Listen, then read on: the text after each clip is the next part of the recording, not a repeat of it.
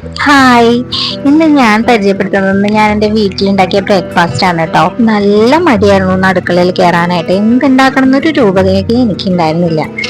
പിന്നെ ഞാൻ ഓർത്തത് നമുക്ക് പെട്ടെന്ന് ഉണ്ടാക്കാൻ പറ്റിയ ഒരു പലഹാരം ഉണ്ടല്ലോ എന്ന്.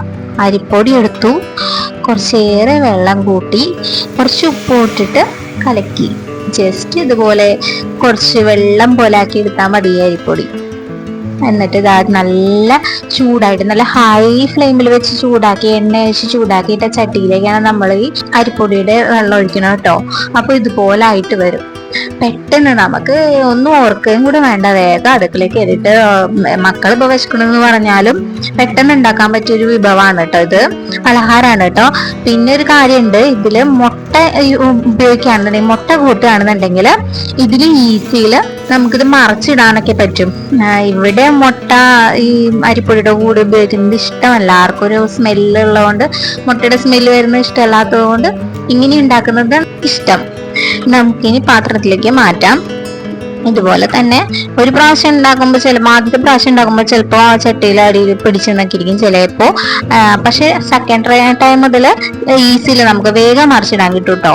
ഇപ്പൊ പോലെ മുട്ട ഉപയോഗിക്കാന്നുണ്ടെങ്കിൽ ഒന്നും നോക്കണ്ട, ഫസ്റ്റ് ടൈം തന്നെ നമുക്ക് വേഗം കിട്ടും. അതിന്റെ ടേസ്റ്റും സ്മെല്ലും ഇഷ്ടമുള്ളവർക്ക് അതുപോലെ തന്നെ ട്രൈ ചെയ്ത് നോക്കാം കേട്ടോ. ഇതിപ്പോ ഇതിന്റെ കൂടെ മുട്ട മാത്രമല്ല കേട്ടോ, ചെറുതായിട്ട് അരിഞ്ഞ സവാളയും പച്ചമുളകും ഒക്കെ ഉപയോഗിച്ചിട്ട് ചെയ്യാനും ടേസ്റ്റാണ്. ഇപ്പൊ ഞാൻ ഇതിന്റെ കൂടെ കപ്പക്കറിയാണ് ഉണ്ടാക്കാൻ ഉദ്ദേശിക്കുന്നത് കേട്ടോ. കപ്പ ഞാൻ കൊത്തി ഈ ഒരു പരുവത്തിലാക്കി എടുത്തു. എന്നിട്ട് മഞ്ഞപ്പൊടി ഉപ്പിട്ടിട്ട് വേവിക്കാൻ വെച്ചു കേട്ടോ. അത് വെന്ത് നല്ല ഉടയണം. നല്ല ഉടഞ്ഞതിന് ശേഷമാണ് നമുക്കത് ചെയ്യണ്ടേ. പിന്നെ ഒരു മീഡിയം ലെവൽ സവാളയും 2-3 പച്ചമുളകും ഒരു കുഞ്ഞി ഇഞ്ചിയും അതുപോലെ ഒരു 2 അല്ലി വെളുത്തുള്ളിയും ഞാനൊന്ന് കൃഷി ചെയ്തെടുത്തു.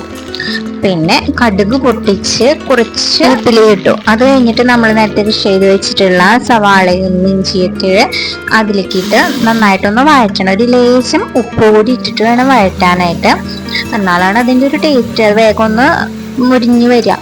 എന്നിട്ട് അതൊരു ഒരു ബ്രൗൺ കളർ ആവുമ്പോൾ, ഈ ഒരു പരുവാകുമ്പോഴേക്കും നമ്മൾ നേരത്തെ നല്ല വല്ലാണ്ട് ഉടഞ്ഞാൽ എന്നാലും ഒരു കുഴുകുഴാ വന്ന് നമ്മുടെ കപ്പ അതിലേക്ക് ഇട്ട് കൊടുക്കുക. അതിനുശേഷം അതൊന്ന് നന്നായിട്ട് ഇളക്കി നേരത്തെ ഉണ്ടായിരുന്ന ഗ്രേവിയൊക്കെ അതിലേക്ക് ഒന്ന് ആഡാവുന്നു എന്ന് മനസ്സിലാവുമ്പോൾ നമ്മൾ അതിലേക്ക് ഒരു ടീസ്പൂൺ ഞാൻ ഇട്ടിട്ടുണ്ട്. ഒരു ടീസ്പൂൺ കുരുമുളക് പൊടി ഒന്ന് തൂവി കൊടുക്കുക.